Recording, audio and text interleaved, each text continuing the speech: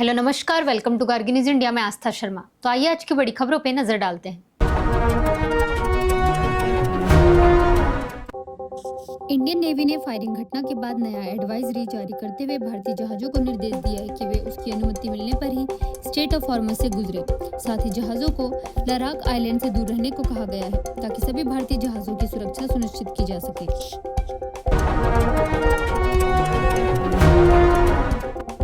विजय के हमशक्ल विजय माधी इन दिनों टीवीके के चुनाव प्रचार में रंग जमा रहे हैं।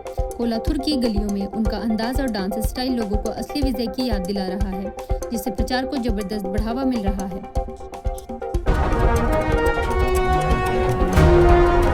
फ्लाई 91 की फ्लाइट में 4 घंटे तक मिड एयर डर का माहौल रहा, जहां यात्री रोते और प्रार्थना करते नजर आए। हालांकि एयरलाइन का कहना है कि फ्लाइट में कोई तकनीकी खराबी नहीं आई थी, फिर भी यात्रियों ने डरावना अनुभव झेला।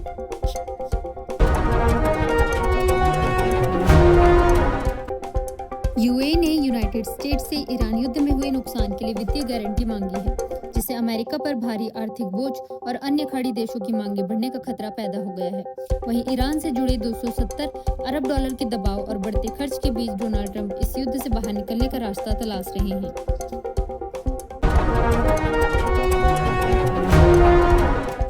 अजित डोवाल ने रियाद में सऊदी नेतृत्व के साथ उच्च स्तरीय बैठक कर भारत सऊदी संबंधों को मजबूत करने पर चर्चा की। बैठक में ऊर्जा सहयोग और रणनीतिक साझेदारी को आगे बढ़ाने पर विशेष जोर दिया गया।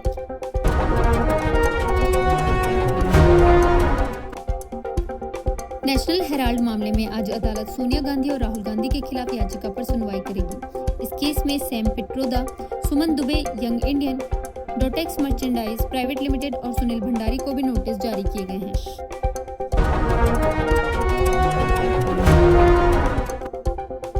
प्रधानमंत्री नरेंद्र मोदी ने तृणमूल कांग्रेस पर महिलाओं के सशक्तिकरण का विरोध करने का आरोप लगाया। उन्होंने कहा कि ममता बनर्जी की पार्टी संसद और विधानसभा में महिलाओं को 33% आरक्षण देने के खिलाफ है।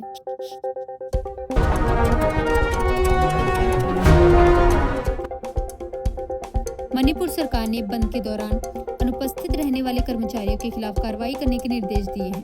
सरकार ने सभी विभाग प्रमुखों से कहा है कि ड्यूटी से गायब कर्मचारियों पर सख्त कदम उठाए जाएं।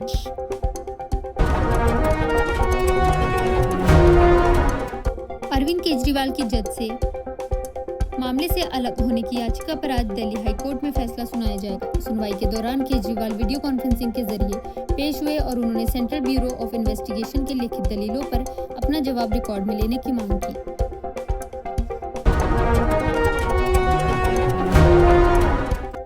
केरला ने अस्पतालों में वर्ल्ड हेल्थ ऑर्गेनाइजेशन के अनुरूप सर्जिकल सेफ्टी मानकों को लागू किया है। यह कदम हाल ही में सरकारी अस्पतालों में कथित लापरवाही के मामलों और उससे जुड़े राजनीतिक विवाद के बाद उठाया गया है।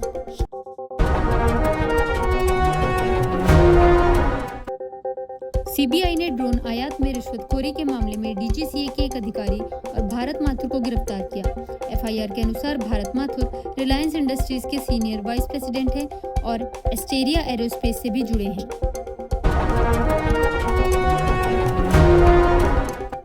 प्रधानमंत्री नरेंद्र मोदी ने तृणमूल कांग्रेस पर महिलाओं के सशक्तिकरण का विरोध करने का आरोप लगाया। उन्होंने कहा कि ममता बनर्जी की पार्टी संसद और विधानसभा में महिलाओं को 33% आरक्षण देने के खिलाफ है।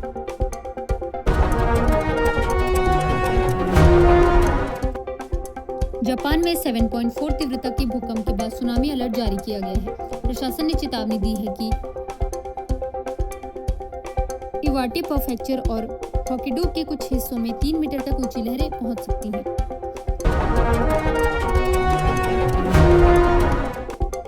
राकेश बेदी ने फिल्म इंडस्ट्री में भेदभाव का अनुभव साझा करते हुए बताया कि एक बार उन्हें सेट पर भुगतान नहीं दिया गया। उन्होंने कहा कि उस समय पैसे सिर्फ हीरो के लिए रखे गए थे, जिससे इंडस्ट्री की असमानता उजागर होती है।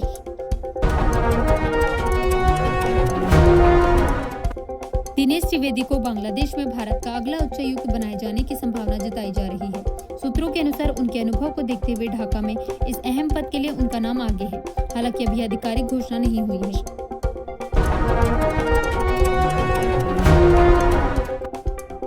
एनफोर्समेंट डायरेक्टोरेट ने क्रिप्टो मनी लॉन्ड्रिंग मामले में बेंगलुरु में करीब 12 ठिकानों पर छापेमारी की। यह कार्रवाई एनए हारिस के बेटों और एक कथित हैकर से जुड़े 2017 के बिटकॉइन चोरी मामले को लेकर की गई।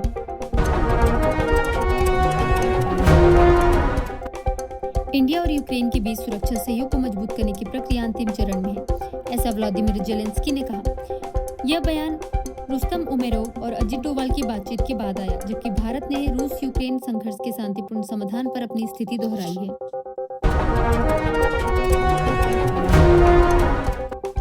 इंडियन स्पेस रिसर्च ऑर्गेनाइजेशन ने 2025 में रिकॉर्ड 140 कोलिजन अवॉइडेंस मैनेवर्स किए, जिसे अंतरिक्ष ट्रैफिक में तेज बढ़ोतरी के संकेत मिले।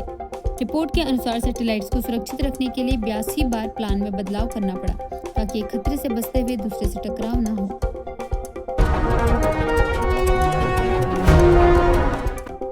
मसूद पेजेस्की ने शहबाज शरीफ से फोन पर बातचीत कर अमेरिका के धमकाने वाले रवैये पर चिंता जताई। यह बातचीत उस वक्त हुई जब अमेरिका द्वारा स्ट्रेट ऑफ हॉर्मुज में एक ईरानी जहाज को जब्त किए जाने की खबर सामने आई।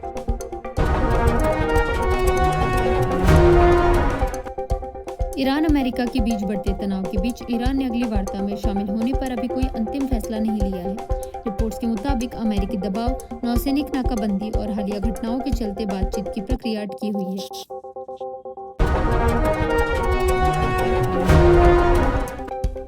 डोनाल्ड ट्रंप की ईरान युद्ध रणनीति को लेकर रिपोर्ट में दावा है कि उनके सलाहकारों ने उन्हें अहम बैठकों से दूर रखा, क्योंकि उन्हें लगा कि उनकी अधीरता हालात बिगाड़ सकती है। बताया गया कि ट्रंप को सिर्फ जरूरी मौकों पर अपडेट दिया गया, जबकि उनकी अनस्टेबल और इंसल्टिंग रणनीति का मकसद ईरान पर दबाव बनाकर बातचीत के लिए मजबूर करना था।